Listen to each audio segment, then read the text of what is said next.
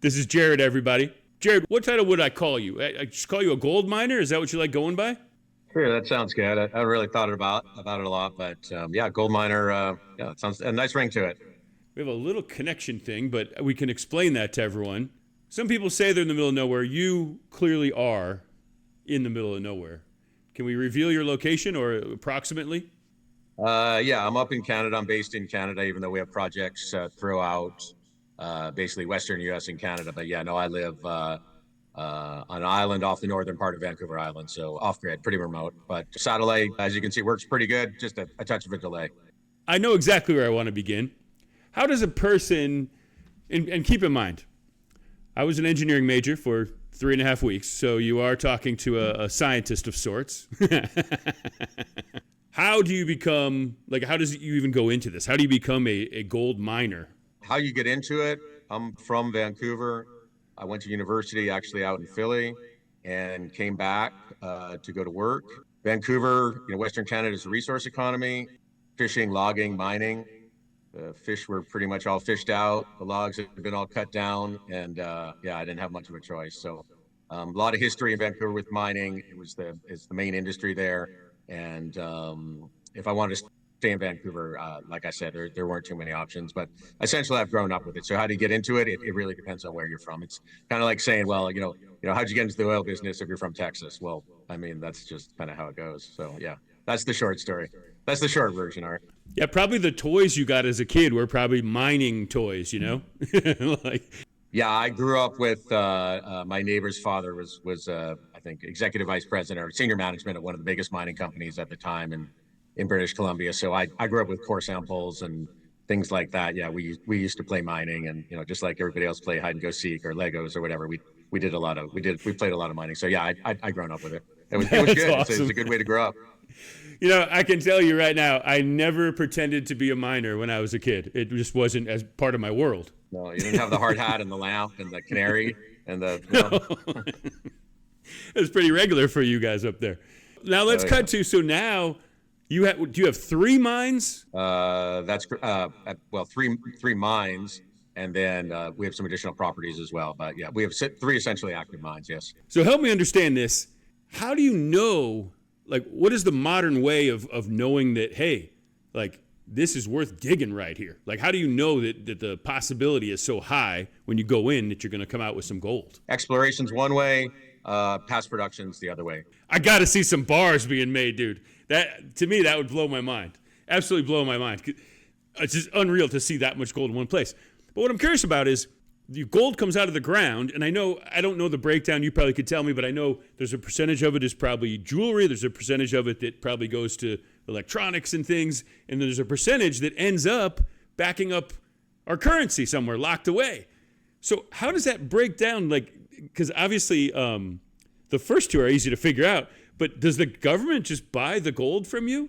How do they end up with it? If the government's buying gold from mines, U.S. mines, that would be from organizations that are larger than us. Like I'd mentioned, Barrick, Newmont, Kinross. They're major producers of gold. They could be producing, north of 1 million ounces a year. Many millions, hundreds of millions in gold. So the what goes to Fort Knox would likely come from them. If even them, they may actually go to a refiner. So the guys that take it from what we produce, which is Dorr bars, which is maybe a 98%, somewhere between 95 and 98%. The guys that take it to the 99,999, which is what you would buy if you're buying bars of gold. That's a refiner group. So again, the oil and gas model, the guys that actually produce the oil versus the guys that produce the gasoline, right? It's you kind of got somebody in between. What you just brought up is very interesting. So the overwhelming majority of the gold that exists in the world was already mined. It sits in central banks. That's where the gold is. There's less than 2% per year, right? Between 1% and 2% per year of all the gold in the world is produced from mines. So it all sits in central banks. So if somebody wants to buy, if the government wants to buy gold, generally, even though they may get some from the miners, generally, or U.S. government, but also China, Russia obviously is out of the currency game, so they're buying gold. India buys a huge amount of gold. They produce a huge amount of jewelry. So again, where do they, the government, not to get into the jewelry side, but really the government side is they buy from each other, which is what is pushing the price, one of the things pushing the price of gold up. So you have geopolitical instability. So you have all these other factors, like we're talking about US, China, Russia. China wants to get out of US dollars, but they want to, kind of still stay in the game. So they buy gold. Well, there's just not that much gold. You can't just go to the mines and buy the gold because it's an insignificant amount per year. So if you want to increase your gold holdings, inevitably you're going to push the price of gold up. Geopolitically, we understand why governments want to increase their gold holdings, kind of get out of US dollar, also declining interest rates factor into dollar, it's looking like it's going to decline a little bit here, although that's, who knows. But again, the geopolitical thing, which is just such a strong theme right now, just the dangerous world theme, pushes governments to diversify. They want to buy gold, but you can't just buy it from the mines. That just doesn't exist. That's all locked up, and it's a very small percentage. So that's the big piece on what you're talking about. Where does the government buy their gold? Yes, they get some from the mines, but basically they buy it from other governments, which is what's pushing the price of gold up fundamentally here. Why is it? Like, what has shaped me? Is it from movies and TV? Why is it that, to me, I would like, because it's nice every now and then to look at your bank account and go, hey, not bad. But I'd much rather have some bars of gold lying around this place. And what has created that confidence with me? Like, what do you think what has influenced me to just feel like that's going to be dependable? Like, that value is not going anywhere. Like, what is it? Like, where did I get that knowledge from? I'm not a miner. This is not my world. Well, I think part of it is like you're talking about, particularly kind of the U.S., particularly Western U.S., there is just kind of a folk history around gold, not just with striking it rich, but that you just gold is just very safe, right? There's just a long history that, especially if there's, instability, that gold will always be worth something, right? That we have seen, particularly economic crisis, you saw General Motors go bankrupt. So the idea that equities would always be worth something, the Dow always goes up because they switch the companies in the Dow. But if you follow the companies of the Dow for 50 years from now, they will not be the same companies. So, there's some little tricks out there that the eye in the sky plays here. But with gold, those tricks can't really be played, right? So there's that piece as well. But I think fundamentally, you have 5,000 years or more of history behind gold. Yeah. So far beyond anything we've ever known, gold has always been the thing. Going Egyptians, I mean, you're talking 7,000 years now. Like gold has always been the go-to resource. So I think that's part of it. And it also works in the modern world for whatever reason. People are very comfortable with something physical. What makes people nervous when things get a little dicey? But I think it's really the history that goes back. But there is something, I would comment, there is something about gold, which is why it is gold, that there is just something about why it's used in jewelry, things like that. And, like with fire, I think there is something in us very, very deep in our DNA that we just like gold. Like when you see gold, you're like, yep, right? It's just, people like it. People like having a lot of gold. It feels nothing good, like gold, right? dude. And who knows where that comes from. It's just special. Is there a tradition of sorts when you actually, because you're looking for gold and you're looking for gold, and I imagine at times it can get frustrating. When you find a high concentration, like, is there a celebration? Is there a typical way that you know what I mean? Is there a dance you do, or is there a particular booze you pull out? Like, oh my God, we got the gold. Get the bottle. The jig, the miners dance. Yeah, no, it's I've been involved with some major discoveries, and it maybe as a younger man, but these days it just means more work for me, right? Right. Discovering the gold, processing the gold. I mean, it's kind of endless, right? I mean, you know this. There's a certain point when you're younger, you have some real achievements, and it's really great and exciting, and you celebrate. For me, it just means get some rest and go to bed early. And I think the celebration is that I sleep well. I got less to worry about. There's just a lot of steps, and and then like in the old days, you make sure you don't get robbed. So that's a whole other equation. So that is still a side of it. That's a good problem to have. But that's still a danger. There's still, like, you could have some bandits come in. Yeah, I just can't really talk about that. It looks like we got it under. It's not a problem this week, but I think we have it under control. So gold, we've established. Gold, of course, is special. There's nothing like it. And also the fact that it's not everywhere is why I think it's so special. If it just ran out of the faucet like water, it wouldn't be as special as it really is. How does the gold, how does that happen? How does gold happen in nature? Like, is there a simple way to explain to me why there is gold? Like, why are others? Can I just randomly come upon a nugget of gold? Like, what formed that? Sure. Yeah. There's a number of different geological models. I'll start with the two that apply to us, the mines that we have, and the two types of genesis of gold. So one of our mines, the Fran Gold Project, is a sulfide type ore. That's what we call a volcanic massive sulfide. VMS is the type of deposit. That is very simple. There was molten metal related to volcanic activity happening down below. The pressure built up, and the right environment for gold, as in right temperature and pressure, occurred. And up through basically the cracks in the earth came the molten metal, usually associated with a volcano or some type of volcanic activity in lava. Because of the density of gold, there can be locations where it happens to fill in. It tends to be a little bit heavier, so it might shoot up, but then it can settle back down as things cool. So it's why you don't tend to find giant pools of gold at the surface where you have other types of volcanics that might be there, because it comes up, but then it tends to settle back down. The traditional gold mine is, a lava flow, a vein or two or three, basically kind of going straight up. And it's why generally gold mines are vertical in orientation. The other one that we have is what's called a paleoplacer deposit. So basically, this was what you're familiar with when you're talking about the panning, rivers, but rivers that might be 100 or 200 million years old that flowed. The gold built up just like it would in the river at narrow spots where there are turns. So where there's an elbow in the river, where you get sandbars, traditionally, guys aren't panning gold in deep water, right? You never really see that. That they're generally kind of on sandbars or where the shallower areas are, because that's where the metal builds up. One of our projects, it's really literally at an elbow of a river. So there was volcanic activity. The lava literally flowed down the river channel, and it froze the gold in time. And then the gold was just left in place. So there's no more erosion. It's not moving anymore. Nobody can easily get to it, right? It's not on the surface. You can't pan for it. You can't dredge it or anything. So then the development then is to build the tunnel, right? In our case, the tunnel's already built. It's a mine we acquired. Put a tunnel in and go to where the bend in the river, where 200 million years ago you'd be able to pan it. Now it's about 180 feet underground in lava. You need to blast it. You can't use any type of just regular scooping or anything like that. So we need to blast it and then take it out underground. But those are the two types. And then there's a number of other types, but volcanic activity tends to be the main way.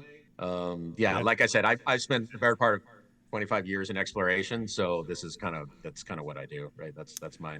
Well, I spent a lot of time at drunken music festivals, and I can tell you that in the modern day world, if you don't have a mine, if you want to find some gold, just hang out till after the festival and walk around where all the drunk people just were. You mentioned that these neighboring mines have pulled out X number of ounces of gold, and in my head, I'm just doing math going, wow, that sounds like a lot of money. How much have those neighboring mines pulled out? Like in just an estimate, plus or minus $10 million, how much have they pulled out? I'm not in your world. That's what we want to know. Like, that's what I want to, I want to have a rough idea. What are these neighbors pulling out of the ground? Traditionally, Sierra County has produced many millions of ounces. It's a huge number. But what is that in dollars? Well, a million ounces times 2750 is, what is that, 2.75 billion? So billion, with a B, by the way.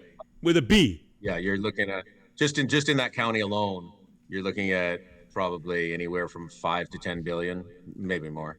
How come when I look at you, why do I not see, you don't have a grill? I don't see some big giant rope. Like, where is your gold? Where is the, like, are we just not seeing it? Obviously, you can't see I was going to say, obviously you can't see the rings. No, I'm not really at that guy. And we're just getting to that point, just in all reality, where the company North Bay is at right now, which is that, we're just getting to the point where we're starting to recover gold, right? Things may be very different to come January, but right now we're literally just made our first shipments. So we're starting to process. Yeah, in terms of me, like I mentioned, I live on an island off of Vancouver Island. I'm off grid. I live up in the woods, and I live just a very practical life. I spent a lot of time, obviously, working on the company, acquiring projects, overseeing all the different aspects of it. But my day-to-day life is chainsawing. Right now, winter's coming. I got to make sure I got enough wood for winter, and the solar runs low, which this time of year a little cloudy. So I got to have about 10 cans of gas to run the generator, and that's kind of the personal side of my life. It's a good life. You love it. You're not complaining. You're just describing. You love it, though, don't you? It saved me. I walked away from it all about a year and a half, 2 years ago now, and yeah, it's the best thing I ever done. It's great, and I don't have to deal with the noise, right? I don't have a phone, stuff Yeah. like that. There are some downsides, right? It is a life in the wild, but so far so good. Yeah, I love it. Like, couldn't be happier, and healthy too. No bar on the island. So enough said. Are we going to be able to see around there a little bit? Can you show me the view or something? The background's nice, but I'd love to see where you've been sitting this whole time. Oh my gosh. Oh, dude. It's beautiful there. Look at that. If things go all according to plan here, with the you got the permits in place, we start pulling lots of gold out of the ground. Is there some luxury item? I know clearly you do not. You are not a prisoner to the monetary things, but is there something in your head where you're going, man, when this thing takes off, I'm going to get that gold grill, or I'm going to get a bigger boat to get out to my island? Or is there something that you have on the radar? Because we all have that. That's what keeps us going. We all have things that we desire. It's maybe a muscle car or something. Like, what do you have in mind? Main thing right now, like as in like this moment in time, I'd really like a Husqvarna chainsaw. They're a little bit on the pricey side, but I'd like a 24-inch bar Husqvarna chainsaw. Like I said, you Right. pay a premium, but those Swedish folks know how to make chainsaws. So yeah, I'd love a new Husqvarna. That would be good. That's about $1,500. So that's what I do myself. I got 3 chainsaws, so it's not like I'm going to rush out and get one. But if I just really had just money to throw away, then This is interesting. Again, I'm to a me. practical guy. I'm not going to buy another chainsaw when I already got 3 chainsaws. But right, if I was to on my wish list, yeah, Husqvarna, 100%. And that's you just going crazy. Oh, I'm going to get a new chainsaw. I'm going to go nuts. Well, it's just a practical thing, right? I use my chainsaw a lot, and I need a big one. We got big logs out here, right? So I saw an interview with you, and you talked some numbers about what's potentially about to be pulled out of the ground. And it's just funny to me when you take that number and put it next to the $1,500 chainsaw. I love it. I would like to think that maybe we could at least get you a gold-plated chainsaw when this thing really takes off. Just throwing it out there, just brainstorming, man, spitballing. yeah, yeah. All right. Well, maybe you'd have to. I'm gonna leave that in your hands. Yeah. Gold. Do you have Gold's a any? little bit I don't. soft though. Gold, yeah, I see what's gonna happen if you end up with a lot of gold, though. I'm starting to get the picture here, right? I just want to, just so people can understand, I just want to paint this picture again. So you have Jared. He's sitting up there on a private island. He's running essentially these 3 mines that they're sitting on in the ground, potentially $1 billion plus, but he's just up there worrying about getting a new motor for his boat, maybe get a new chainsaw. I love this whole thing. You're a movie, dude. This is fascinating to me, dude. Gold is fascinating, man. It always will be. I've been doing this about 25 years, so I'm getting better and better about it at every day. But yeah, no, thanks for your interest. It is good. And the other thing I would just add, though, you were hitting on it before, but the price to gold, the affinity for gold, it makes all of us in kind of gold mining look a lot smarter and better looking than we actually are, right? It's I don't never take away from the fundamental, right? Everything looks good right now because the price has really moved, and it's for obvious and clear and good solid reasons. But it doesn't take away from the fact that I've been in this industry long enough, and there's been times where the price of the gold, when I really started out, price of gold was under $300 an ounce, right? Around 2000 or so. So as with all things, you got to be, never think you're smarter than you are. That's I think the main point I'm trying to make. So yeah, good times right now. We'll see how it looks in the future, but the things are looking pretty solid right now. I can see it in your face, just the clarity you have of just being away from people sometimes, I think is a very positive thing. And you also taught me never think you're smarter than you are, which is another good takeaway. Well, hey, man, seriously, very nice to meet you, brother. This has been fun. All right, great talking to you. A real pleasure.